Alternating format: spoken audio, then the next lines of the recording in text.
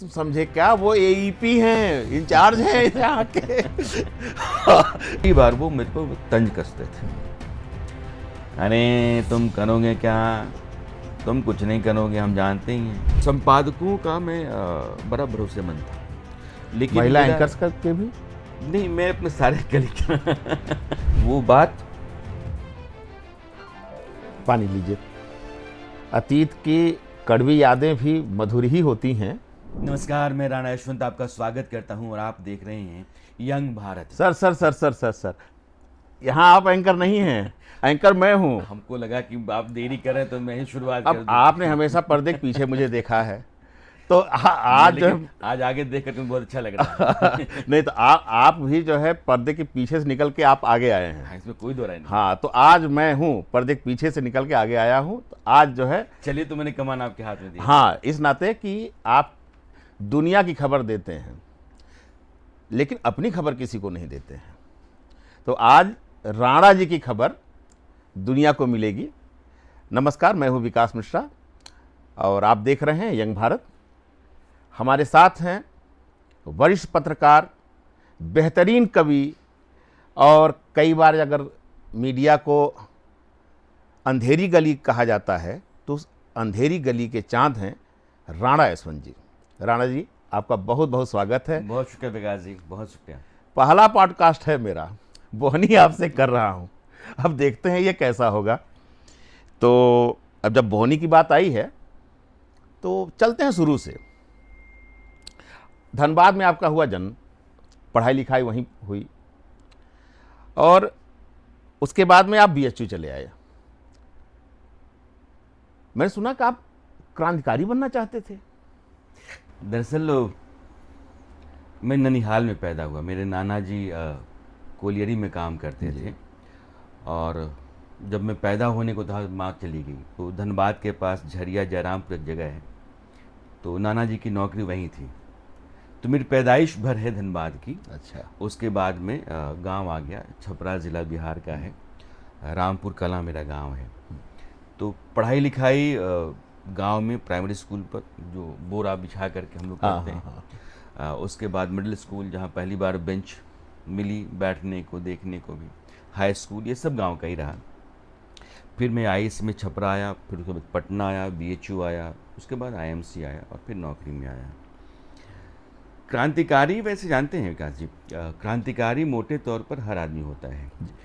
आप क्रांतिकारी हैं, आप परिवर्तनकारी हैं, आप सुधारवादी हैं, ये सारी बातें डिग्री का और आपके नज़रिए का, इन दोनों का फ़र्क लेकर चलती हैं।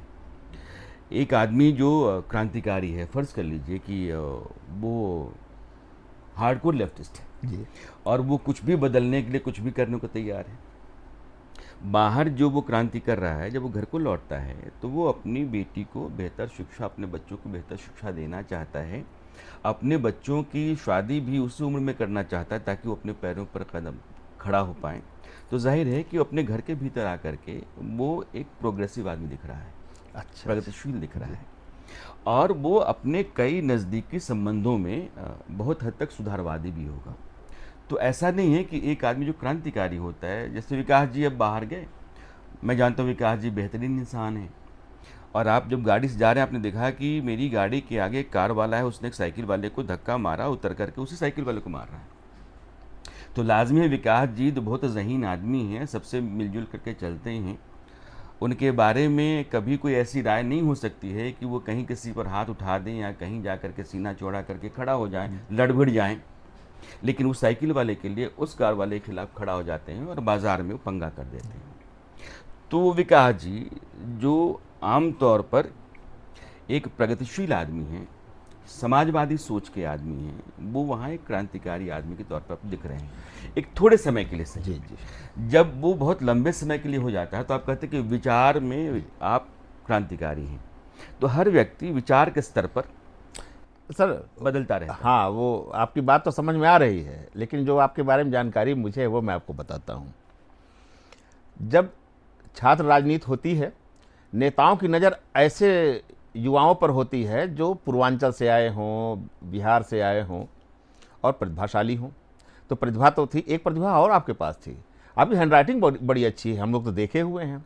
मैंने सुना कि तमाम सारे लोग, तमाम सारे नेता आपसे पोस्टर पर लिखवाते थे सुंदर सुंदर राइटिंग में। नहीं, दरअसल मैं जब बीएचयू में आया तो आयशा में सुनील यादव उस समय आयशा के नेता हुआ करते थे और प्रेसिडेंट के इलेक्शन में सुनील खड़े थे। तो सुनील मेरे कमरे में हर स्टूडेंट लीडर का आना जाना रहता था। तो देवानंद कुंवर थे, शक्ति सिंह थे, सुनील यादव थे, तो ये एबीवीपी वाले भी आते थे, आयशा वाले भी आते थे। तो नेताओं के साथ, छात्र नेताओं के साथ मेरी बनती इसलिए थी कि उनको लगता था कि ये असर रखते हैं हॉस्टल के भीतर और पढ़ने लिखने में ठीक था। तो उनकी बहुत सारी जिम्मेदारियां मैं अपनी सलाह से भी ठीक कर लेता था। तो उनको लगता था कि अच्छे दोस्त हैं। लिखने वाला जो मामला है, दरअसल एक बड़ा अच्छा संस्मरण है, आपने ठीक सवाल पूछा है। बीएचयू में प्रलेस का एक सम्मेलन जी, जी, जी। प्रगतिशील लेखक जी, संघ जी, का, जी, जी। और काशीनाथ सिंह हिंदी के बहुत बड़े लेखक हैं, आप जानते हैं। तो वो मेरे गुरुदेव की तरह रहे। बीएचयू में उनके यहाँ आना जाना, उनके साथ घूमना, क्योंकि उनका आदतन वो बीएचयू से 80 जाना और 80 से बीएचयू लौटना पैदल, वो रोज़ाना का उनका था। तो वो उनकी देख रेख में वो सब चल रहा था। तो प्रगतिशील लेखक संघ ने जितने पोस्टर बैनर बनवाए, उसमें ज़्यादातर मैंने उस पर लिखे हाँ, और टांगे भी, रात रात भर वो जी। टंगवाते थे कि इस पोल पे टांग दो, इन दो पेड़ों के बीच में टांग दो। तो बीएचयू के भीतर जितने वैसे चौराहे नुक्कड़ होते हैं जहाँ बैनर टांगे जा सकते हैं, उन सब जगहों पर बैनर हम टांगते थे। पोस्टर कई दीवारों पर हम चिपकाते रहते थे। तो उस समय हमने कई बैनर पोस्टर लिखे थे, डायरेक्टर बनाए थे। प्रोड्यूसर शुरू से ही आपके भीतर था कि भाई नहीं, कहाँ पर क्या रहे। बीएचयू में क्या है, वहाँ एक तो ये था कि बीएचयू में दो तरह की साहित्यिक गतिविधियाँ थी, गतिविधियाँ नहीं कहूँ, गुट थे। जी एक जलेस वाले थे, जी जो जनवादी लेखक जी, संघ जी, वाले जी। होते हैं।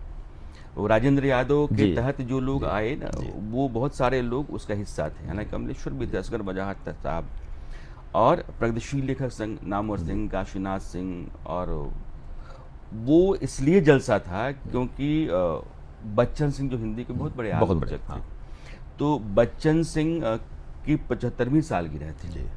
इसलिए प्रगतिशील लेखक संघ ने वहाँ आयोजन किया था और बहुत बड़ा आयोजन था। और हिंदी के तमाम बड़े साहित्यकारों से पहली बार मेरा आमने सामने जो बैठना था और उनके साथ मेल मुलाकात थी, वो पहली बार थी। आपके पिताजी भी अध्यापक थे हाँ, और मैं तो एक बार मिला हूँ, तो मुझे देख के लगा कि ये टीचर कैसे रहे होंगे अपने समय में। तो वो ज़्यादा कड़क बाप थे या ज़्यादा कड़क टीचर? मुझे लगता है कि वो बहुत बेहतरीन पिता थे अच्छा। और टीचर भी शानदार थे। मैं आपको बताऊं, पूरे जीवन में, करियर में, जब आदमी स्कूल में होता है, कॉलेज में आता है, या करियर को लेकर के 10 तरह की चिंताओं से घिरा रहता है, मेरे पिता ने मुझसे कभी करियर की बात नहीं की। अच्छा। कभी उन्होंने कहा, ये ज़रूर कहा कि ये कर लेना चाहिए, यह हो जाना चाहिए, इसको करोगे तो अच्छा रहेगा।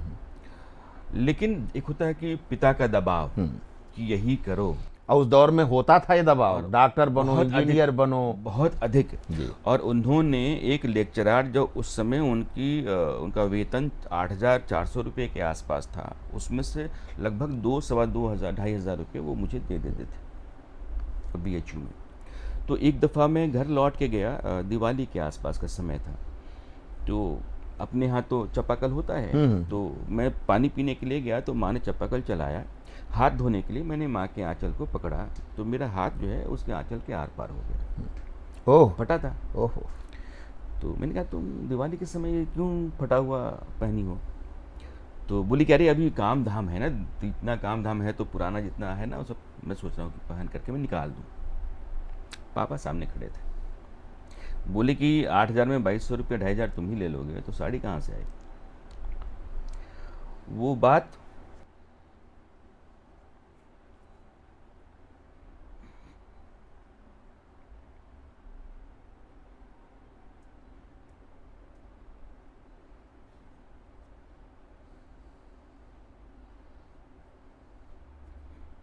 पानी लीजिए। अतीत की कड़वी यादें भी मधुर ही होती हैं, लेकिन यह पिता का आशीर्वाद है कि आज इतनी बड़ी पोस्ट पर पहुंचा हुआ, इतनी ऊंचाई पर पहुंचा हुआ उनका बेटा आज अपने माता पिता के उन पलों को याद करके सार्वजनिक रूप से भावुक होने से खुद को रोक नहीं पाता है। नहीं, मुझे लगा कि मैं नहीं हूँ, मेरे पीछे मेरे भाई बहन भी हैं और उनको भी पढ़ने लिखने का उतना ही अधिकार है जितना मेरा है, और मेरे माता पिता के लिए वो भी मेरे बराबर की हैं। कहीं ना कहीं इनको लगता होगा कि इसके चलते मैं उन लोगों को वो सारी चीज़ नहीं दे पाता हूँ जो देना चाहिए। उसके बाद मैंने सोच लिया कि मुझे किसी भी कीमत बहुत जल्द अपने करियर को सेटल करना होगा। ओह, तो इसका मतलब ये है कि सिविल सर्विस के लिए आप गए थे BHU, लेकिन अचानक ही आपको लगा कि मुझे जल्दी से जल्दी अपने करियर में अपने कुछ करना है और अपने पांव पर खड़ा होना है। तो आपने एक तरह से अपना करियर और फोकस दोनों बदला, टाइम लिमिट तक। शायद मुझे लगता है कि मेरे पापा बहुत लिबरल थे जी। तो अपनी तकलीफ को वो कभी एहसास होने नहीं देना चाहते थे, उनकी परेशानी। तो उस समय भी वो लेक्चर होने के बाद भी LIC की एजेंसी करते थे। अच्छा। और उससे भी पैसा कमाते थे। खेती में भी समय देते थे, खेती से पैसा। कितने भाई बहन आप? हम 6 भाई बहन हैं। 6। अच्छा, तो बड़ा परिवार चलाना हाँ, एक व्यक्ति के लिए वो समझा जा सकता है। और उन्होंने सबका बड़ा ख्याल रखा। मेरी माँ ने पूरे घर को एक तरीके से अपने सिर पे उठा रखा था और वो ढोती रही जीवन भर। उसने खुद को झोंक दिया, होम करना होता है, होम कर दिया अपने बच्चों के लिए। और मेरे पिता ने अपना पूरा जीवन सिर्फ हमारी ज़रूरतों को पूरा करने में लगा दिया। तो जैसे मैं BHU आया तो संयोग होता है जीवन। मुझे लगता है ना कि ज़िंदगी इत्तेफाक है। मेरे दिमाग में ये आ गया था कि मुझे अपने करियर को लेकर के संजीदा होना है और बहुत जल्द मुझे नौकरी पकड़ लेनी है। UPSC की तैयारी थी, प्रीलिम्स दे रहा था, मेंस दे रहा था, और उसी दौरान एक लड़का आता है। साहिर ने कहा ना कि ज़िंदगी इत्तेफाक है, ये कल भी इत्तेफाक थी, आज भी इत्तेफाक है। साहिर बहुत बड़े गीतकार रहे। ज़िंदगी के जितने फ़लसफ़े साहिर ने अपने गीतों में समेटे हैं ना, मुझे लगता है कि उस तरह के लोग बड़े कम होते हैं। बहुत, बिल्कुल। तो शाम हो रही थी और BHU में शाम के वक्त लड़के हॉस्टल से निकल करके जाते हैं लंकेटिंग। तो हम भी अपनी साइकिल निकाल करके और निकल रहे थे। साइकिल जैसे ही मैंने अपने बरामदे से निकाली, एक लड़का आया। उसने कहा कि भैया ये फॉर्म है, आप भर दीजिए, मेरा रिजल्ट नहीं आया तो मैं भरने के लायक नहीं हूँ, आप इसको भर दीजिए। शाम के 6 बज रहे होंगे, धुंधलका हो चुका था और कुछ चीज़ें साफ दिखती थी, कुछ नहीं दिखती थी, और मैं जल्दी में था। देखिए, एक कवि जब गद्य कहता है तो कैसे कहता है जी। तो मैंने कहा कि सुनो ना, ये क्या है? तो उसने कहा कि IMC का फॉर्म है। तो मैंने IMC पहली बार सुना था, संगीता जो मेरे दोस्त की बहन है वो आई थी। तो संगीता के दिल्ली आने के बाद मैंने IMC को जाना था कि एक इंस्टीट्यूट है जो संगीता हमारी बैच का है। हाँ, आपकी बैच में थी। तो मैंने कहा नहीं, ये सब भरने वाला काम है, पत्रकार नहीं बनना यार। मैं चलने लगा तो उसने मेरे कमरे के दरवाजे के पल्लों को धक्का दे करके जो बीच में छेद बना, जगह बनी, उससे अंदर फेंक गया और कह गया कि सुबह भैया भर के रखना, मैं आऊँगा, ले जाऊँगा, मैं जा करके डाक घर में डाल दूँगा। सुबह वो आया, मैंने जबरन जो है उस फॉर्म को भर करके और भेज दिया और संगीता को फ़ोन कर दिया कि डेट निकलने वाली है, कल की ही आखिरी डेट है, तो पहुँचेगी 2-3 दिनों बाद ये डाक, तो तुम देख लेना। वो इम्तिहान दिया, सिलेक्शन हो गया और मैं IMC में आ गया। आपको एक चीज़ बता दूं, शायद आपको भी लोगों ने बताया होगा, मैं इलाहाबाद यूनिवर्सिटी में था तो IMC का फॉर्म मैंने भरा था। लोगों ने ये बताया कि अगर इसको क्लियर कर लिए तो आप ये समझो कि PCS मेन आपने क्लियर कर लिया, क्योंकि 35 सीटें थीं और लगभग आधी तो आरक्षित थी। तो ऑल ओवर इंडिया कंपटीशन होता था। तो आईएमसी का कंपटीशन पास करना आसान बात नहीं थी, वो आपने पास किया था। जी, अब तो आईएमसी में आप आ गए। बात पिताजी की चल रही थी, एक चीज रह गई बचपन की। बचपन में पिटाई हुई थी कि नहीं आपकी? वो आपने दो सवाल एक ही दरमियान पूछ लिए थे कि वो अच्छे पिता थे कि अच्छे टीचर हाँ। थे। पिता के बारे में आपको बताया, टीचर वो ऐसे थे कि कभी मैंने उनको क्लास मिस करते हुए नहीं देखा। अच्छा। उनकी क्लास 8:20 की होती थी जी सुबह की, जी। और वो हर कीमत पर घर से 7 बजे निकल जाते थे कि उनको जाना होता था अमनौर, मेरे घर से 22 किलोमीटर दूर, और बस एक आती थी सुबह 7 बजे की, अच्छा और वो घंटे भर में पहुंचती थी। वो ठीक 7:15 बजे अपनी क्लास तक पहुंच जाते अच्छा। थे। 2-3 क्लासेस होती थी और उसके बाद वो लौटते थे। मैंने क्लास से पहले रात में लालटेन जला करके परमानेंट उनको पढ़ते हुए देखा। शायद इसलिए भी पढ़ते थे कि मैं बगल में जब खाट लगा के पढ़ता था, या द्वार पे लालटेन जला लिया, टेबल लगा लिया, तो बगल में खुद पढ़ते थे ताकि मैं उनके साथ पढ़ता रहूं, या फिर वो मेरे साथ पढ़ते रहें, मैं ना सो पाऊं, वो जगह रहें। तो जब तक मैं पढ़ता रहता था वो पढ़ते रहते थे, या मैं कभी ना पढ़ पाऊं तो कहते थे कि मैं अपनी तैयारी कर रहा हूं तो तुम भी कर लो, तुम पढ़ लो। और मैं देर रात तक, ज़्यादातर मेरे पढ़ने का समय था कि 8-9 बजे 10 बजे रात से लेकर सुबह 3-4 बजे तक। ये देखिए वक्त का फिर। अब एक तरफ पिता मोबाइल चलाता है, दूसरी तरफ बेटा, और वह पिता अपने बेटे को पढ़ाने का इससे बढ़िया उपाय क्या निकालता कि वो खुद पढ़ रहा है, क्योंकि बच्चे घर में ही सीखते हैं। क्या आपको उन्होंने शिक्षा दी? जी प्लीज। और ये मैंने बहुत महसूस किया कि 3 बजे 4 बजे मैं सो रहा हूँ तो उन्होंने कभी मुझे जगाया नहीं। जगाने का तरीका था कि वो आएंगे और वो पीठ दबाना शुरू कर देंगे। अच्छा, अरे वाह। तो धीरे धीरे नींद खुल जाती है। नींद खुल जाएगी तो पापा अगर आपको दबा रहे हैं तो ऐसे ही आप उचक करके खड़ा हो जाएंगे, अरे पापा पापा। तो उनको पता था कि ऐसे ही तरीके से सुबह 3 बजे तक पढ़ा होगा, 4 बजे तक पढ़ा होगा, तो जगा दो ताकि स्कूल चला जाए और बाकी काम भी कर ले। तो बतौर टीचर भी जैसे मैं आईसी में था तो बॉटनी, जूलॉजी के प्रोफेसर थे, लेकिन बॉटनी वो मेरे लिए पढ़ा करते थे ताकि मुझे पढ़ा पाएं। आपको पढ़ा पाए। राजेंद्र कॉलेज के बहुत बड़े प्रोफेसर थे, तो उनसे व्यक्तिगत तौर पर जाकर के उन्होंने कहा कि मेरा बेटा है और वो आपके पास आएगा। आप तो RN राव के यहाँ, तो RN राय फिजिक्स के बड़े प्रोफेसर थे और उनके यहाँ उन्होंने मेरा ट्यूशन लगा दिया कि जाकर तुम फिजिक्स पढ़ना। देवराज सिंह ऑर्गेनिक केमिस्ट्री के शानदार प्रोफेसर हुआ करते थे, वो उनके बड़े भाई की तरह थे, तो वहाँ जाकर के मैं मिलवा दिया कि बेटा है, आएगा ऑर्गेनिक केमिस्ट्री पढ़ेगा। तो मेरे पढ़ने के लिए जहाँ जहाँ जो ज़रूरी चीज़ें थीं वो करते रहे। हाँ, दबाव कभी नहीं डाला कि तुमको ये करना है और ऐसा होना है, मैं ऐसा चाहता हूँ, ये नहीं रहा। अच्छा, पिटाई? पिटाई अमूमन नहीं हुई, मेरी एक बार पिटाई हुई है। और हुआ ये मम्मी ने, कि या जब जहाँ पापा नहीं मारते वहाँ मम्मी नहीं, माँ ने कभी मारा अच्छा, नहीं। तो मतलब आप पता अच्छे लड़के नहीं, रहे होंगे। मेरी माँ ने कभी नहीं मारा। अच्छा। बचपन से मुझे याद है कि पहली कक्षा थे, यानी कि जब हम लोग मनोहर पोथी पढ़ते थे। अच्छा, मनोहर अच्छा। पोथी तो है ही नहीं, हाँ, पता नहीं हम हाँ, क्या हाँ, क्या हाँ, सिलेबस हाँ, में आ हाँ, गया। तो क से कबूतर, ख से खरगोश, ग से गमला, घ से घड़ा। तो मनोहर पोथी लेकर के मैं अपने माँ के कंधे पर बैठ करके, और वो झूलती रहती थी और चूल्हे में वो अलावन और भूसा डालती रहती थी, खाना पकाती रहती थी, और मैं उसकी पीठ पे झूलता रहता था और सामने किताब रख करके वो बोलती क से, तो मैं कहता कबूतर, ख से खरगोश। अरे तो मेरी वाह। पढ़ाई लिखाई ऐसी रही, और माँ क्या ने बात कभी डांटा नहीं, पापा ने भी कभी मारा नहीं। तमाम लोगों को याद आ रहा होगा अपना बचपन। हाँ, तो वो जिंदगी ही अलग थी, बहुत ही खूबसूरत थी। पता नहीं हमने जो शिक्षा की व्यवस्था अब रखी है इसमें दिखावा इतना ज़्यादा हो गया है, तड़क भड़क ऐसी हो गई है। आपने स्कूल तो जो सबसे ज़्यादा फीस लेने वाला स्कूल है, जो एयर कंडीशनड क्लासेस वाला स्कूल है, बसेस वाला स्कूल है, वो बहुत बढ़िया है। हम लोगों ने तो बोरा चट्टी पे पढ़ाई की।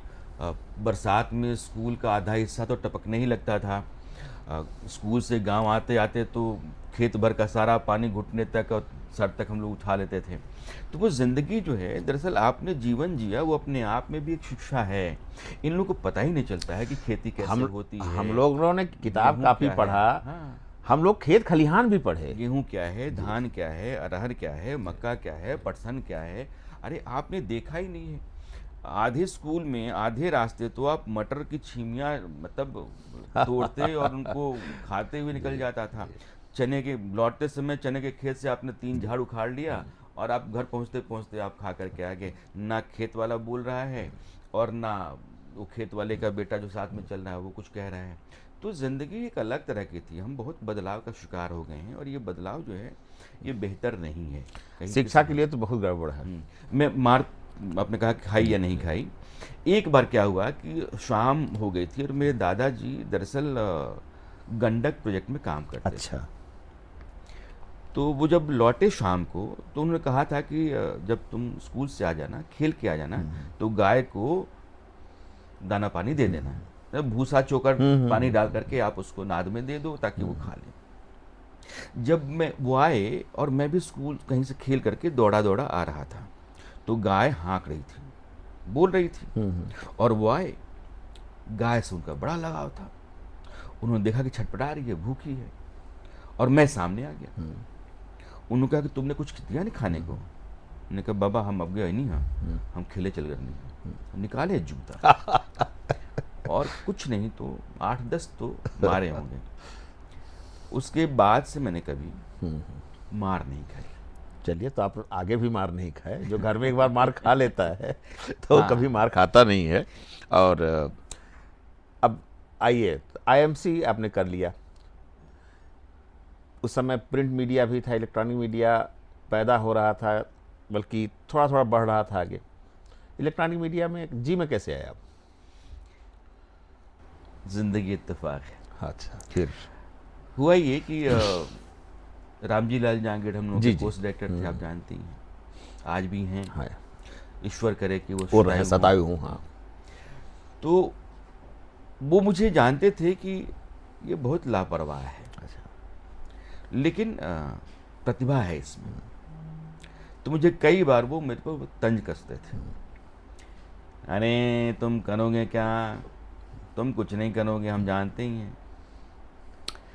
तो उसके बाद इंटर्नशिप के लिए अलग अलग जगहों के लिए लड़के लेटर ले रहे थे। तो उन्होंने मुझसे पूछा कि तुम भी कहीं चले जाओ।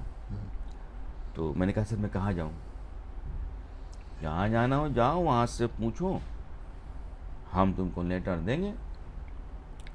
तो मैं ऐसे ही पूछते पाछते, उस समय जी था, और जी में तब संगीता जो मेरी बहन की तरह है उसकी रूममेट शालिनी हुआ करती थी। हाँ हाँ, हमारी वो भी आपकी बैच। जी जी जी। तो शालिनी उसमें जी में काम करती जी। थी।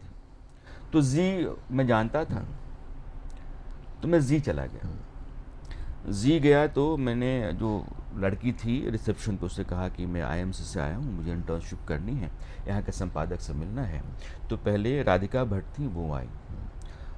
तो उनको जाना उन्होंने कि इनको इंटर्नशिप करनी है, तो उन्होंने कहा कि अच्छा ठीक है मैं संपादक को भेजती हूँ। तो आलोक वर्मा आए। आलोक वर्मा जी उस समय संपादक थे और उन्होंने मुझसे बात की, बोले कि ठीक है तुम आ जाओ कल से। मेरी इंटर्नशिप शुरू हो गई। इंटर्नशिप शुरू हो गई तो उसमें हाई बैंड टेप हुआ करते थे, मोटे मोटे भारी भारी, और वो मुझसे लॉक करवाते थे। तो उनके जितने प्रोड्यूसर्स थे वो ला करके टेप मुझे दे देते थे कि तुम लॉक करो। जब मैंने 15-20 दिन कर लिया तो मुझे लगा कि ये क्या है, इसमें तो ज़िंदगी खप जाएगी, ये तो अजीब सी मजदूरी है, यहाँ तो कोई रास्ता ही नहीं दिख रहा है। तो मैंने आलोक जी से कहा कि सर जो आप ये शो कराते हैं ना, इस शो में मुझे कोई काम दीजिए ना। तो उस समय एक शो वीकली शो हुआ करता था, इनसाइड स्टोरी। हाँ हाँ हाँ हाँ, बिल्कुल हाँ। बिल्कुल बिल्कुल। और शैला दुबे सीनियर प्रोड्यूसर हुआ करती थी, वो स्टोरी करती थी, वो शो करती थी, मतलब उसके लिए बतौर प्रोड्यूसर काम करती थी, एंकर तो कोई और होता था। लेकिन जो जाता था ग्राउंड पे वो भी वहाँ से एंकर लिंक लेकर के आता था। क्योंकि लॉग मैंने 2-3 एपिसोड का किया था तो मुझे पता था कि कॉपी कैसे लिखी जाती है, क्योंकि लॉग करने के बाद जो स्क्रिप्ट लिखी जाती थी मैं देख लेता था। जी जी। तो मैंने कहा जो लिखते हैं इसे तो अच्छा मैं लिख दूंगा। तो उन्होंने कहा ठीक है तुम लिख के दो।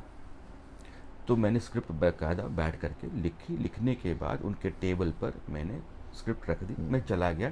क्योंकि हम लोगों की शिफ्ट रात में हुआ करती थी, तो हम जाते थे शाम को 7 बजे, लौटते थे सुबह 7 बजे। तो जी 2 टुकड़ों में चलता था। एक इवनिंग टीम थी, वो टीम अलग थी। एक मॉर्निंग टीम थी, वो टीम अलग थी। तो इवनिंग वाली 12-1 बजे आती थी, तो वो शैलेश जी, राकेश कुमार वगैरह हुआ करते, समीर अहलूवालिया वगैरह लोग, मधुशंकर तिवारी।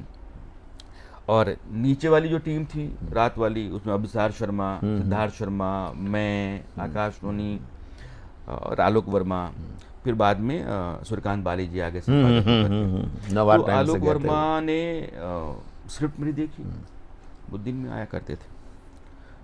तो उन्होंने कहा इसको बुला, तो मैं तो घर पे था। तो लैंडलाइन जो मेरे मकान मालिक का था वो ऑफिस में पड़ा रहता था, पीपी फोन। PP phone. तो उस पर फ़ोन आया, तो मेरी पत्नी ने मुझे जगाया कि ऊपर जो है वो फ़ोन आया हुआ है ऑफिस से। तो मैं ऊपर गया उनके मकान मालिक के यहाँ। तो फ़ोन पे आलोक जी थे, तो उन्होंने कहा कि ये काम करो, तुम ऑफिस आ सकते हो क्या? तो मैंने कहा कि जी सर। तो मैंने बस पकड़ी और मैं बेरसराय से साउथ एक्स पार्ट 1 J27 पहुँच गया। उन्होंने कहा कि स्क्रिप्ट तुमने लिखी? मैं कहा हाँ सर। किससे लिखवाई है? कि नहीं सर मैंने लिखी है, लिख करके आपके सामने रख करके मैं चला गया। तो उन्होंने कहा बहुत अच्छी है। बिना किसी बदलाव के उस स्क्रिप्ट के आधार पर काम हुआ और पहली बार एक इंटर्न को बहुत बड़ी बात है, बहुत बड़ी बात। उन्होंने स्क्रिप्ट राणा अच्छा। यशवंत, तो बतौर इंटर्न जो मैं उस जी का पार्ट नहीं था, एक इंटर्न को एक संपादक ने क्रेडिट लाइन में जगह दी कि स्क्रिप्ट राणा यशवंत। बहुत बड़ी बात। और मेरे लिए बहुत बड़ी बात थी। आलोक वर्मा जैसे ही मेरी इंटर्नशिप खत्म हुई तो उन्होंने कहा कि काम करो, क्या करोगे? मैंने कहा यूपीएससी की तैयारी करूँगा, अभी मेंस आएगा तो दूंगा। उन्होंने कहा काम करो, तुम ज्वाइन कर लो, तुम थोड़ा बहुत काम करना, तुम्हारी सैलरी दिल्ली में रहने लायक मैं कर दूंगा, बाकी तुम अपना काम करते रहना। 4,000 रुपये की सैलरी पे मैंने ज्वाइन किया। अच्छी सैलरी थी 97 के हिसाब से। हाँ, तो उस एक मतलब औपचारिकता थी। तो उस समय जयंत भट्ट थे, वो सीयू हुआ करते, सूर्यकांत बाली उस समय के एडिटर इन चीफ कहिए आप उनको, आलोक और मैं तीनों बैठे हुए थे। कुछ हुआ नहीं, आलोक जी ने कुछ पूछा नहीं। किशोर मालवीय भी रहे होंगे इनपुट में। हाँ हाँ जी, किशोर जी उस समय इनपुट के डिप्टी एडिटर हुआ करते थे, लेकिन तब वो 2 खांचे में जो जी था उसमें वो इवनिंग शिफ्ट में थे। अच्छा अच्छा। लेकिन जब हम लोग जी में आ, तब जी का जो पूरा लश्कर नोएडा आ गया, तो हम 98-99 में नोएडा आ गए, तो फिर जी एक हो गया। फिर वो मॉर्निंग इवनिंग वाली टीम जो है ना वो मर्ज कर दी। कितने दिन रहे आप जी में? मैं 5 साल रहा। 5 साल। हाँ, और वहाँ 97 से लेकर के नवंबर 2002 तक में रहा। तो इंटर्न राणा यशवंत से 5 साल बाद वाला राणा यशवंत। हाँ, मैं वहाँ शिफ्ट इंचार्ज तो 2 साल के भीतर ही हो गया था। और संपादकों का मैं बड़ा भरोसेमंद था। लेकिन महिला एंकर्स के भी, महिला एंकर्स के भी भरोसेमंद थे आप? नहीं, मैं अपने सारे कलीग नहीं, मैं इस नाते कह रहा हूँ, मैं अपने सारे कलीग का भरोसेमंद था। क्योंकि स्क्रिप्ट जो आपकी है वो तो माशाअल्लाह है, तो मैंने खुद देखी है और कितनी सुंदर चीज़ें हुई हैं हमारे आपके बीच में आज तक में स्क्रिप्ट को लेकर के। तो काव्य शास्त्र विनोद होता था उस समय। तो एंकर सबसे ज़्यादा उसको पसंद करते हैं या करती हैं जो एंकर लिंक बढ़िया लिखे है। आप तो हमेशा से अच्छा लिखते थे। हाँ, नहीं, इसका बहुत सारा कारण है। तो कौन सी महिला एंकर सबसे पहली थी जो जिसने ये कहा हो कि बहुत अच्छा लिखते हो भाई? नहीं, ये सिलसिला लंबा है। जैसे मैं जी में था तो सतीश के सिंह गए थे प्रधानमंत्री वाजपेयी के साथ रूस की यात्रा पर। रूस के किसी, तब सोवियत संघ किसी देश की यात्रा पर, तब सोवियत संघ टूट गया था, लेकिन मुझे याद नहीं, अभी नहीं आ रहा है। वहाँ से वो स्पेशली कहते थे कि राणा ही कॉपी लिखेगा और कोई नहीं लिखेगा। राहुल कंवल एक बार विदेश गए, वहाँ से वो पूरा शूट करके लाए। अब वो दिन भर वेट करते थे कि मैं खाली हो जाऊँ तो मैं उनकी स्क्रिप्ट लिख दूँ। तो राहुल ऐसे भी, मतलब राहुल कहीं भी है, बाहर से भी आया, कोई रिपोर्टिंग करके आया, तो चाहता था कि स्क्रिप्ट जो है ना वो मैं ही करूं। अच्छे प्रोड्यूसर की तलाश तो रहती है सभी रिपोर्टर्स को। तो वो एंकर्स के साथ भी ऐसा ही रहा। लेकिन रितुल जोशी, हाँ, वो जी में मेरे साथ थी, लेकिन हालांकि वो जल्दी आ गई थी आज तक में। उसके लिए मैंने एक कॉपी लिखी थी, क्योंकि मॉर्निंग का एक शो चलता था जी में, उसके लिए वो काम करती थी, तो वहाँ मेरा संपर्क उसका ना के बराबर था। लेकिन आखिरी दिनों में जी से जब वो जा रही थी तो उसके लिए मैंने एक छोटी स्क्रिप्ट लिखी थी, तो आ करके मुझे बोली कि राणा जी बहुत अच्छी कॉपी है, लेकिन प्रोड्यूसर तो वही है जो खबर समझता हो, सही लिखता बात, अच्छा हो। सही बात है। फिर कैसे जाना हुआ आपका आज तक? ये भी ज़िंदगी जो है पता नहीं, मुझे लगता है कि लोगों को बार बार पलट करके अपने जीवन को देखते रहना चाहिए कि मेरे जीवन में जो कुछ भी हुआ है उसमें होने के पीछे मेरा अपना प्रयास कितना है, और जो हो गया वो किन कारणों से हुआ। आपको लगातार काम करते रहना चाहिए, यह तो मतलब जाहिर सी बात है, लेकिन काम करते रहने के दौरान आप जैसा चाहते हैं और जो हासिल करना चाहते हैं वही हो जाए, यह ज़रूरी नहीं। लेकिन आप जहाँ पहुँच जाएंगे आपको लगे कि यहाँ आना मेरे लिए बहुत ज़रूरी था, यही मेरी माफिक है। तो हुआ ये कि जी में आलोक वर्मा ने मुझे रखा और उसके बाद मेरी नौकरी शुरू हो गई। एक रोज़ मैं जी के बाहर, अब मैं फिल्म सिटी की बात कर रहा हूँ, 16 जी, वहाँ गुप्ता की पान की दुकान, सिगरेट की दुकान, तो आना जाना लगा रहता था।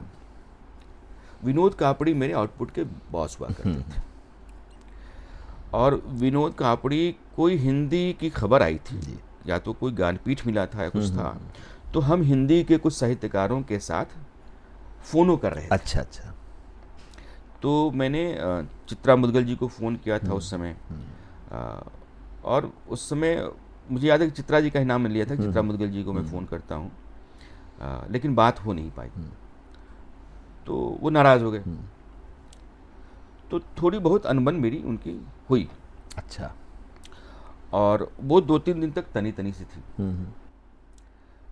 मतलब ऐसा भी नहीं था कि आप असहज थे, आपके लिए स्थितियां जो थी वो प्रतिकूल हो रही थी, ऐसा कुछ नहीं था, लेकिन एक घटना मामूली सी थी। हाँ, होता है। और मैं थोड़ा संवेदनशील आदमी हूँ, आप जानते हैं कि कोई बात मुझे लग जाती है तो लग जाती है।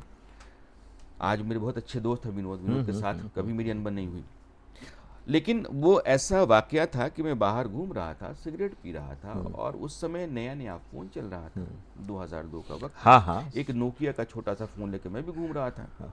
तो किसी का फ़ोन आया कि दीपक चौरसिया आपको ढूंढ रहे हैं। तो मैंने कहा कि ठीक है, तो मैंने किसी तरीके से दीपक को संपर्क किया, तो उन्होंने कहा कि अजय दा ढूंढ रहे हैं।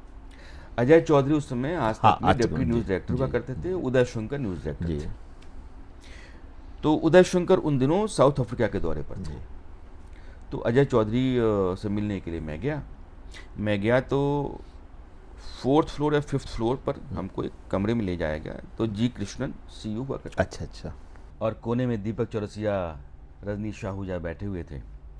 जी के ने कहा कि आपके बारे में बहुत सुना है, अजय जी ने बताया है, अजय दा ने। हाँ। तो आप ज्वाइन कर लीजिए।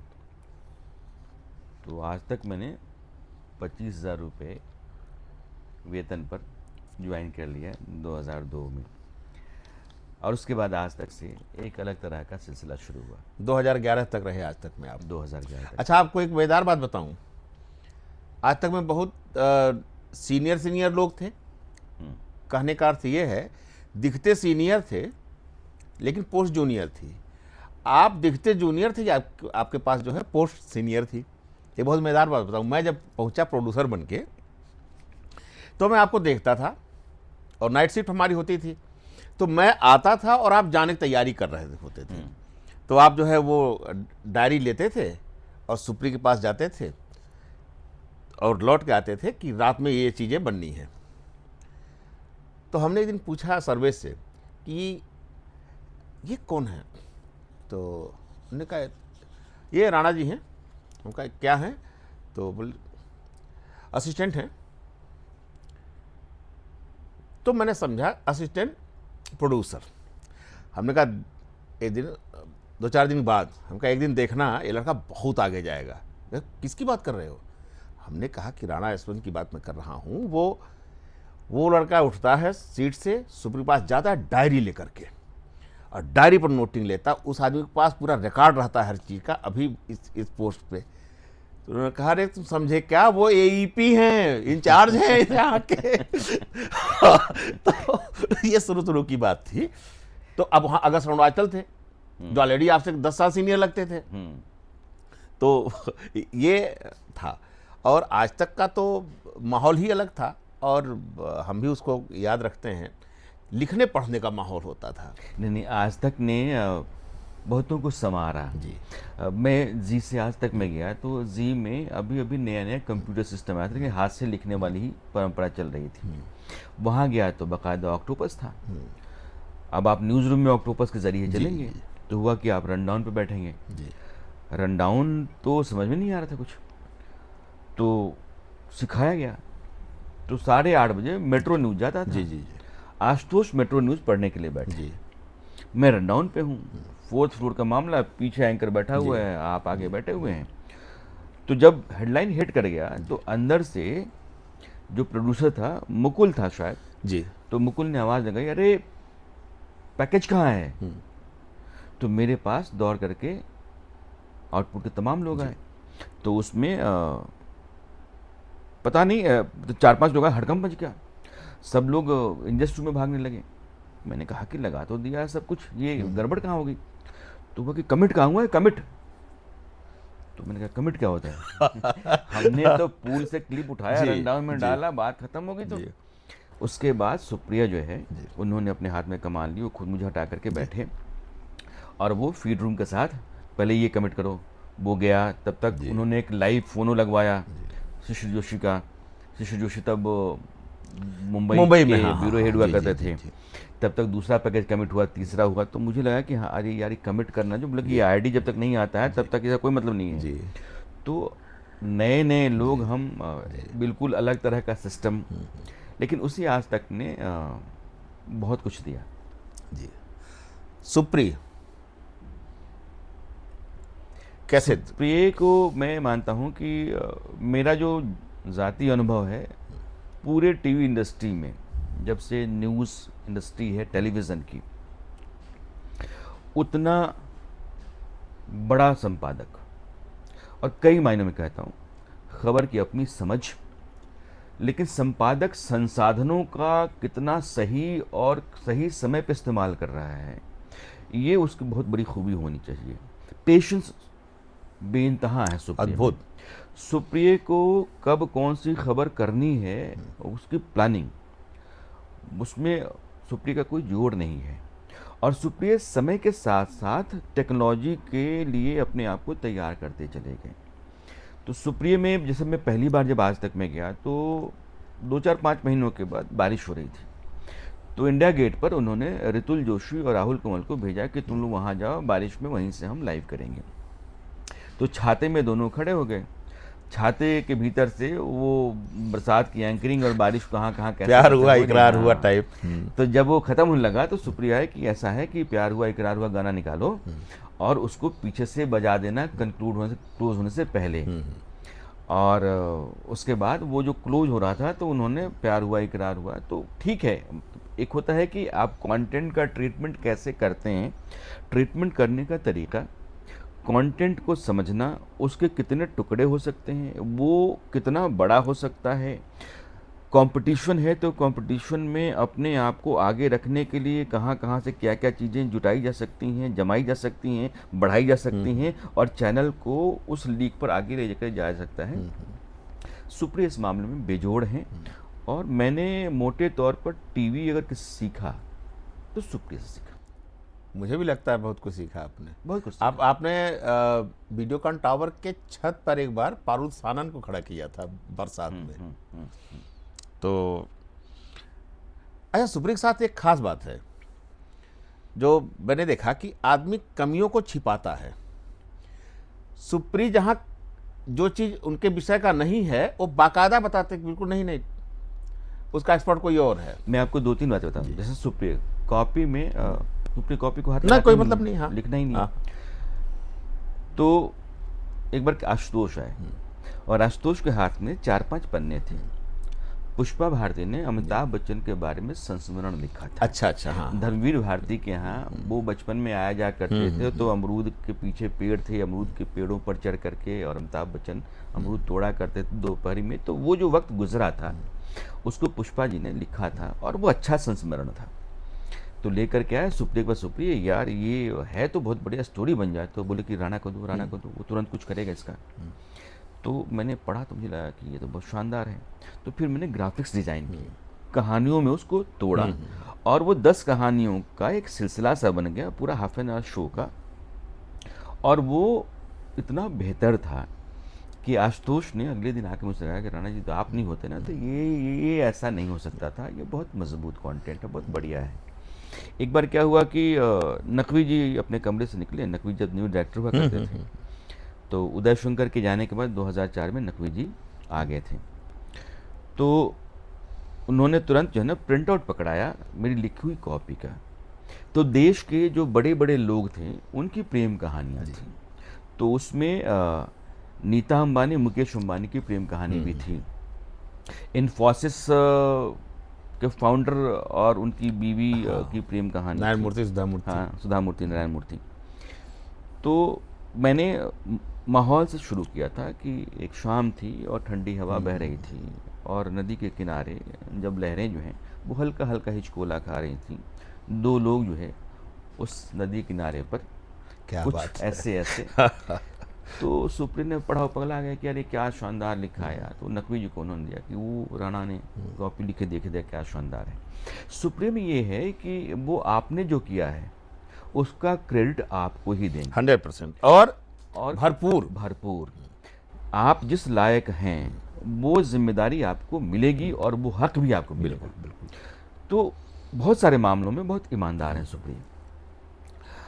निजी पसंद नापसंद को दरकिनार करके आपके किए को, आपकी प्रतिभा को पूरा मान देना और उसको उतना इनाम देना। सुप्रिया के अलावा मैंने तो इंडस्ट्री में किसी को नहीं देखा, बाकी सब छोटे मन के लोगों को पाया है मैंने, उतना खुले मन का कोई आदमी नहीं नहीं, बिल्कुल ही आप जैसे होता था ना कि आज तक में कि सर ये सब सही है कि ये कुछ लोग जाते थे उनको तवज्जो देने के लिए किसी को, तो यूं करते थे ये डिपार्टमेंट उधर है, हमारी तरफ इशारा करके कभी स्क्रिप्ट। और आप कई काम जीवन में किए होंगे असंभव, लेकिन जो असंभव संभव सुप्री करवा लेते थे शायद अपने से नहीं कर पाएंगे आप। अब जब वो उत्साहित होते थे, पेट खुजाते थे अपना, जिस दिन पेट खुजाते हुए आए 7:30 बजे, बोले यार वो रेखा राज्यसभा में पहुंच गई है। हमने कहा हाँ पहुंच गई, तो चले एक डॉक्यूमेंट्री बना दो। हमने कब चलेगा? बोले 10:30 बजे। हमने 7:30 बज रहा है, अरे तुम लिखो तो, लिखना शुरू करो। और वो प्रेरणा मैंने लिखा और 10:30 बजे चला। नहीं सुप्रीम में वो तुरंत जाके एडिट हाँ, में खड़ा हो जाएंगे, वो पहले लगा चुके वीडियो थे, के पास खड़ा हो जाएंगे, जी, ग्राफिक्स वाले को आवाज लगाने लगेंगे। मतलब वो प्रायोरिटाइज करना कंटेंट को और अपनी टीम को मोटिवेट मोबिलाइज करना, उस मामले में वो बेहतरीन संपादक है। अजीत जी, अजीत अंजुम, अजीत अंजुम जुनूनी आदमी जी, और वो अपनी धुन के हैं। जी, हो सकता है कि वो आपका भला ना करें जी, लेकिन वो अपने बारे में जो सोचते हैं उस पर वो ईमानदारी से खरा उतरते हैं। लेकिन इंसान के तौर पर वो बेहतरीन भी हैं। मैं एक घटना सुनाता हूँ आपको। अजीत अंजुम सीनियर प्रोड्यूसर के तौर पर नया नया जी, आया, तब उस समय आज तक में 2 सीनियर प्रोड्यूसर थे, सुप्रिया प्रसाद और संजीव पालीवाल। तीसरे अजीत अंजुम आए और अक्सर जो है नाइट शिफ्ट उनकी होती, क्योंकि नए अभी आए थे। तो उनकी आदत थी कि हेडलाइन जो है ना वो जब तक मतलब हेडलाइन हिट ना कर जाए, चैनल आरडी चल ना जाए, तब तक वो लगातार बदलने में लगे रहते थे। मेरी माँ आ रही थी और सुबह के 7 बजे ट्रेन आ रही थी। तो मैंने उनको एक दिन पहले ही बोला था अजीत जी कल जाओ, माँ आएगी। तो मैं सुबह 6 बजे के आसपास स्टेशन निकल जाऊंगा। मैं रनडाउन पे हूँ, मॉर्निंग रनडाउन। अच्छा, रनडाउन बड़ा आतंक हुआ करता था। हाँ हाँ हाँ। तो कौन बोले कि मुझको तो आता होता है नहीं यार, मैं कैसे करूँगा। मैंने कहा नहीं, मैंने अखिल भल्ला को बोला है, वो सुबह सुबह आ जाएगा, लेकिन मुझे जाना पड़ेगा, तो मैं 6 का रनडाउन लगा दूंगा, तब तक वो आ जाएगा। तो उन्होंने कहा नहीं यार, ये तो आपको देखना पड़ेगा, ये तो ऐसा नहीं है। मैंने 6 बजे का रन डाउन लगाया, अखिल नहीं आया था। तो उन्होंने कहा कि नहीं, आपको तो रुकना पड़ेगा और आप नहीं जा सकते। तो मैंने कहा ठीक है। अखिल आ गया तब तक, तो मेरे पास आ गया कि आप जाइए जाइए। मैं कहा नहीं, मैं नहीं जाऊँगा। मैं नहीं गया। इस दौरान मैंने एक अपने मित्र को कहा था कि जा करके मेरी माँ को तुम स्टेशन से लेकर के आ जाना है।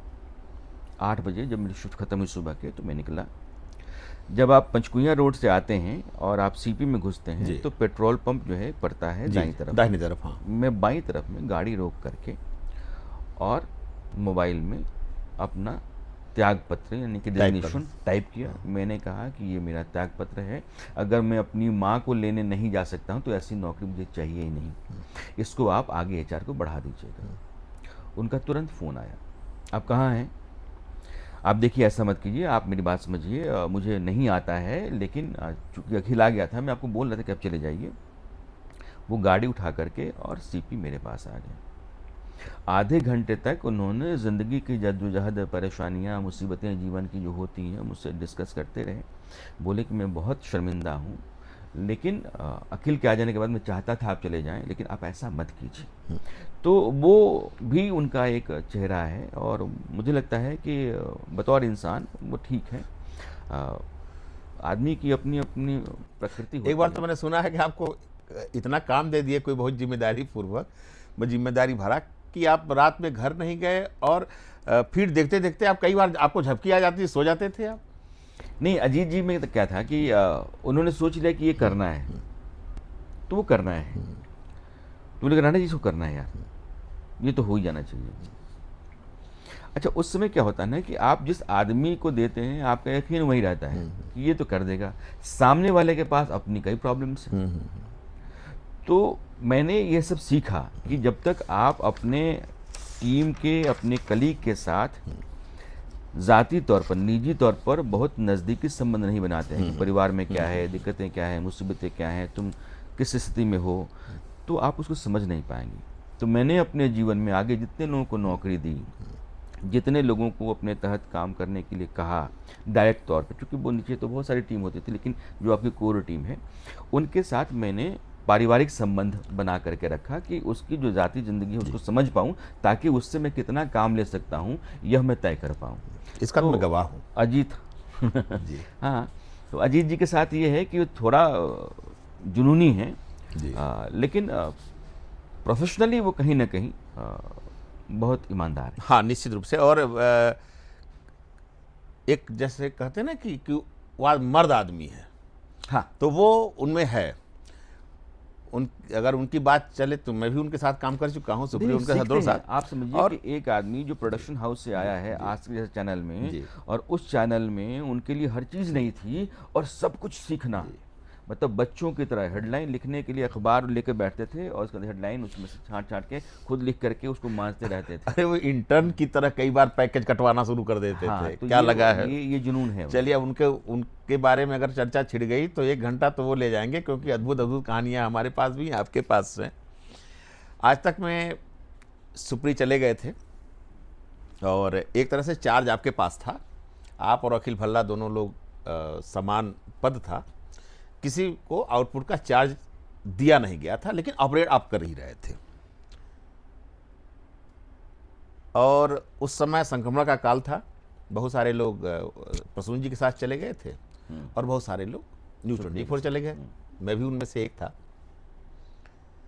और आपने भर्तियां शुरू की और आपका ये था कि अच्छे प्रोड्यूसर्स लाएं। लेकिन लोग कहते हैं, मैं लोगों का नाम इस नाते बता रहा हूं, उन लोगों में भी हो सकता हूं एक, कि आपने एक ही जगह से इतने कारतूस उठा लिए कि गोली शायद आप पर चल गई। आप अपनी जगह पे शायद ठीक हो सकते हैं, लेकिन मैं ये मानता हूँ कि एक बड़ा संस्थान है जी और बड़े संस्थान में जिम्मेदारियाँ सबसे बड़ी आपके पास आन पड़ी थी। चूँकि नकवी जी न्यू डायरेक्टर थे, लेकिन चैनल आप चला रहे थे, और उस दौरान जितने लोगों को आप हायर करते हैं उनकी प्रतिभा और अपनी ज़रूरत दोनों का मेल करा करके ये आप उनको रखते हैं अपने यहाँ। एक टीम खड़ी हुई और बहुत बेहतर टीम रही। मुझे याद है कि 2007 में जब वर्ल्ड कप चल रहा था तो मैंने एक शो लॉन्च किया, क्रिकेट कैफ़े, जी और वो कॉफ़ी शॉप की तरह स्टूडियो अपना बना, 4th फ्लोर वाला, बल्कि 7th फ्लोर का, और उस पर कपिल देव ने भी डांस किया और वो शानदार था। जी बहुत जी एक जी जी, बिल्कुल इनफॉर्मल हम जान- तरीके हाँ, से हाँ, बातचीत का। आज जो लोग डिजिटल पे कहते हैं कि इनफॉर्मल होना चाहिए, वो बहुत इनफॉर्मल था कि आप कॉफ़ी का कप लेकर चले गए, या फिर जो आपका पेंट्री बॉय है वो कॉफ़ी लेकर के आ गया, आपको कॉफ़ी रख गया, आपका ब्रेकफास्ट रख गया या स्नैक्स रख गया, और आप क्रिकेट पर चर्चा कर रहे हैं, चल रहा है। इंडिया चैंपियन भी बना था, वो डांस दुनिया भर ने देखा था, जी। तो वो शो बहुत ही कामयाब रहा था। जी उसके आगे जितनी चीज़ें रहीं, 2008 में जब मुंबई में हमला हुआ था, या 2009 में मुझे याद है कि एक शो मैं नीलेंदु के साथ गया मुंबई, नीलेंदु सेन, जी जी जी और हमने एक शो वहाँ से तैयार किया 26/11 जो हमने देखा। जी और 26/11 हमने देखा, 26/11 के 1 साल पूरा होने पर बनी वो डॉक्यूमेंट्री है जिसको पता नहीं अरुणपुर ने कितनी बार सराहा था, जी बेइंतहा सराहा था। ये वही साल था 2009। जी 2008 में हम, शायद 2008 का साल था, हम जी। बैंकॉक गए थे, आज तक की टीम पूरी जो है जी, ना, जी। एडिटोरियल टीम, जो ब्रेनस्टॉर्मिंग सेशन चलता है आज जी। तक का, तो वहाँ हम बैठे हुए थे, तो हुआ था कि स्टार न्यूज़ का जो सास बहू साजिश है, इसको तो काटना पड़ेगा, ये तो गर्दन की फांस बना हुआ है। तो नाम पर चर्चा चल रही थी, तो शैलेश जी ने नाम सुझाया, सास बहू बेटियाँ। बेटियां और सास बहू बेटियां लॉन्च किया गया, लेकिन साल भर हो जाने के बाद भी वो नंबर 2 ही था, नंबर 1 हो नहीं पा रहा था। तो नकवी जी ने मुझे मुंबई भेजा कि आप जाओ। तो मैं 1 महीने के लिए मुंबई में रहा था। मनीष दुबे तब वहाँ जी। एंटरटेनमेंट आपने के मुझसे संपादक हुआ करते दो थे। प्रोड्यूसर मांगे थे हाँ, और मैंने आपको दिया था तो वहाँ। 1 महीने के लिए मुंबई गया, और उस 1 महीने के 4 हफ्ते में जब मैं लौटा तो उस दिन टीआरपी अगले दिन आई थी, जी और नंबर 1 सास बहू बेटियां हो गया था। तो उस दौरान बहुत सारी चीज़ें ऐसी रहीं जो कामयाबी के तौर पर मैं गिनता हूँ तो मुझे ठीक लगता है। कंपनी के भीतर बहुत सारी चीज़ें चलती रहती हैं, और मुझे लगता है कि कुछ चीज़ें आपके हाथ में नहीं होती हैं, कुछ होती हैं। मैं थोड़ा सा इंट्रोवर्ट हूँ, तो मैं बहुत तो जा कर के अपनी चीज़ों को बेच नहीं सकता, मार्केटिंग नहीं कर सकता। तो आपको समझना पड़ता है कि मैं क्या हूँ और मैं क्या कर रहा हूँ। नहीं, आप बहुत ही संवेदनशील हैं और कई बार अपने बारे में नहीं दूसरे के बारे में सोचते हैं कि उनको न बुरा लग जाए, क्योंकि मुझे अच्छी तरह से याद है जो स्थिति परिस्थिति हुई थी और जिस समय आउटपुट का चार्ज किसी को दिया गया था, हर व्यक्ति समझता था कि ये गलत हुआ है, और आप उस समय छोड़ने की सोच रहे थे, लेकिन आपको लगा कि नहीं, अगर मैंने ये निर्णय ले लिया तो इसकी आंच हमारे कुछ वरिष्ठ लोगों पर भी आएगी। देखिए, मुझे लगता है ना कि जब आप एक बड़ी जिम्मेदारी के साथ चलते हैं तो आपके पास वैसे लोग होते हैं जो आपको देख करके चल रहे होते हैं, उनका भरोसा आप होते हैं। तो लीडर के तौर पर आप उन तमाम लोगों के घर परिवार की जिम्मेदारियों के साथ चल रहे होते हैं। आपका एक फैसला उनके ऊपर भी असर डाल सकता है। यह बात आप तब तक सोचते रहिए जब तक कि आप उस ओहदे पर एक बड़ी जिम्मेदारी के साथ उन लोगों को लेकर के चलते रहते हैं। एक व्यक्ति, एक फैसला, हमने यहाँ नौकरी की, वहाँ नौकरी की, लेकिन बाकी जो लोग छूट गए, उनके जीवन में बहुत उथल पुथल हो सकता है। अगर इस बात की चिंता रहती है तो आप अपने आप को बहुत हद तक समझौता करने के मूड में ला देते हैं। मेंटली आप तैयार हो गए थे आज तक छोड़ने के लिए उसके बाद? हाँ हाँ। आपको ये मलाल रहा कि आज तक के आउटपुट हेड आप नहीं बन पाए?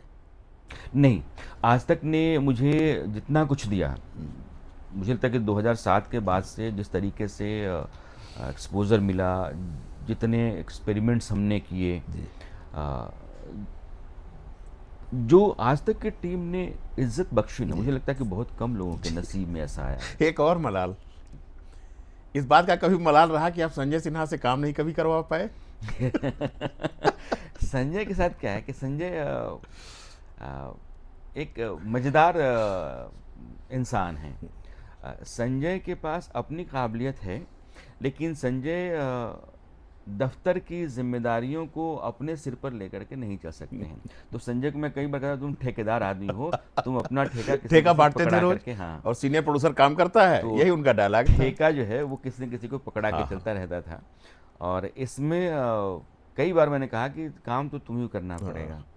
एक बार 1 से 2 का बुलेटिन मैंने दे दिया था कि 1 से 2 का शो जो है ना संजय तुम्हारे पास रहेगा, लेकिन वो अपने तरीके से काम कर लेता था कि किसी को न किसी को पकड़ा करके फिर भी वो अलग तरह का प्राणी है, लेकिन कई मामलों में कई लोगों से बेहतर मैंने उसको पाया।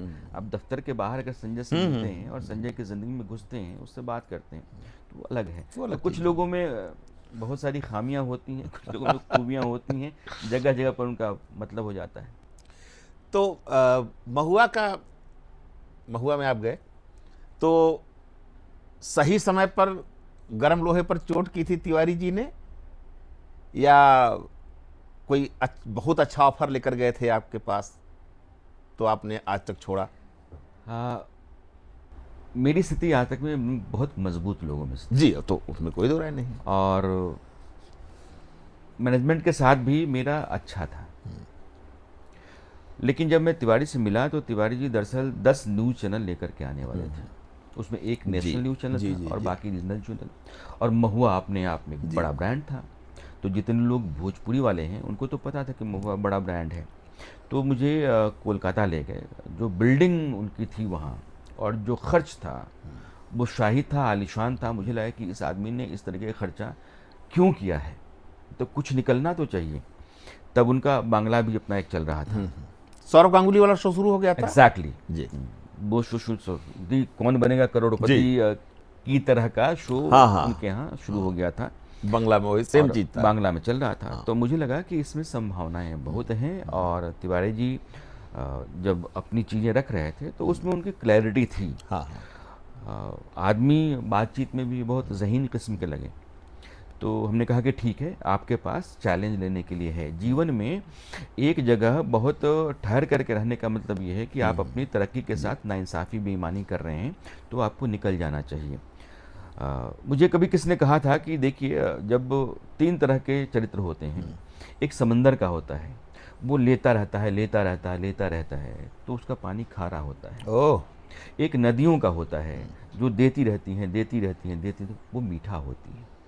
और एक ठहरा हुआ होता है, वो धीरे धीरे सड़ने लगता है। बहुत बढ़िया बात। तो ठहराव जो है वो सड़ने की शुरुआत हो जाता है एक सीमा के बाद। तो हमने कहा कि नहीं, इस चैलेंज को लेना चाहिए। और आते ही जिस तरीके से हमने महुआ एंटरटेनमेंट और महुआ बिहार तो क्रांति हो गया जी। आते आते टीआरपी 62, 65, 67, मैं गवाह हूँ उसका, मैं भी आपके साथ उसका हिस्सा रहा। आतंक ऐसा था कि मतलब महुआ किसी भी नेशनल न्यूज़ चैनल के मुकाबले में खड़ा था। बहुत बढ़िया, लुक एंड फील से लेकर के कंटेंट सब तक कुछ उसका था। तो मुझे लगा कि संभावनाएं जो हैं यहाँ हैं। दूसरा न्यूज़ चैनल यूपी का लेकर के हम आ गए, न्यूज़ लाइन, महुआ न्यूज़ लाइन। उसने अपनी जगह बनानी शुरू कर दी। लेकिन बदकिस्मती तिवारी जी की अपनी थी कि उसी दौरान छापे मारे गए, सीबीआई का मुकदमा हो गया, उनकी गिरफ्तारी हो गई, और फिर वो पूरा का पूरा जो प्रोजेक्ट था वो अचानक से औंधे मुँह गिर गया। कहते थे उनके पास तो इतना पैसा है कि वो खुद ही नहीं जानते कितना पैसा है, और ऐसे हो गया साम्राज्य का पूरा। फिल्म सिटी की तमाम बिल्डिंगें उनकी अपनी थी, जिसमें इंडिया टीवी का दफ्तर था, जिसमें बाद में हम लोग गए। और तिवारी के साथ 2-3 अच्छी बातें, उनकी खूबियाँ कही, जैसे वो जो पान खाया करते थे, करते हैं, तो बनारस उनका पान आता है। अच्छा, वह पान बनारस से आता है। अच्छा, पान वो खाते हैं भाई। दूसरा, जो वो कपड़े पहनते हैं, जो सूट पहना करते थे, मतलब मुझसे कहते थे कि राणा जी ये सूट जो है ना वो 1 लाख का, 1.5 लाख का, 2 लाख का, तो मतलब महंगे कपड़े पहनने के शौकीन थे। और आलिशान लंबी चौड़ी गाड़ियों में चलना भी उनका अपना शौक था। रहने में और अपनी ज़िंदगी को शाही तरीके से जीने में यकीन करने वाले रहे हैं तिवारी जी। हीरोइनों के साथ रहने का भी उनका निजी मामला रहा, और मुझे लगता है कि उनके जीवन के जो व्यक्तिगत फैसले रहे, उन्होंने भी नुकसान में एक बड़ी भूमिका निभाई। मैंने सुना किसी भोजपुरी हीरोइन को उन्होंने मुंबई में बहुत महंगा फ्लैट गिफ्ट किया था। मैं भी सुनता रहता था जी। लोगों ने कहा कि जो एंटरटेनमेंट का शो था वहाँ, उसमें बहुत सारे सिंगर्स आए। एक सिंगर ने बहुत अच्छा किया जी। और फिर वो मुंबई गई, मुंबई में उसने अपनी एक जगह बनाई, लेकिन उस जगह बनाने में तिवारी जी ने बहुत सहयोग किया। जी तो मुझे लगता है कि उन्होंने अपने संसाधनों का सही इस्तेमाल नहीं किया। अगर संसाधनों का, समय का और श्रम का, महुआ इन न्यूज़ के कुछ तीनों का, एंकर्स भी बाध्य थी क्या उनको मुझे नहीं समय लगता है, बुलाने मुझे में? मुझे बस ये उस समय लगा मुझे कि वो बातचीत करते थे, और बातचीत करने के दरमियान अगर किसी एंकर का कोई बुलेटिन है तो वो वहाँ से उठ नहीं पाती थी, क्योंकि अच्छा। आप अगर मैनेजमेंट का कोई हेड है और प्रमोटर या ओनर है, तो उसके साथ अगर आप बातचीत कर रहे हैं तो फिर आप बुलेटिन छोड़ देते हैं। जी तो मैं गया तो मैंने उनसे बात की, मैंने कहा कि सर ऐसा है कि एक तो जिसका भी बुलेटिन जिस स्लॉट पर है वो वही करेगा। मैंने सुना है कि आपके पास जब लोग आते हैं तो वो डर से ही नहीं उठ पाते हैं और नहीं जा पाते हैं। तो फिर उन्होंने कहा कि ठीक है राणा जी, ये आप बात सबको बोल आपने दीजिए। एंकर से भी कही थी ये मैंने एंकर्स को भी कहा था कि आप जो है अगर बुलेटिन है तो हर हाल में तो आपको आप यहाँ नहीं रहना होगा। जाएंगे और आपको वहाँ से उठना ही पड़ेगा, और वो नियम रहा, और तिवारी जी ने भी उसका बड़ा ख्याल रखा। अच्छा, महुआ में आप जो है चैनल हेड थे, बहुत सारे फैसले आपने लिए, एक रीजनल चैनल को आपने नेशनल लुक दिया, अच्छे अच्छे संस्थानों से लोगों को ले गए, मुझे भी ले गए थे आप। दो ऐसे लोगों को लेते गए, दोनों आपके प्रिय थे लेकिन दोनों आपस में लड़ गए।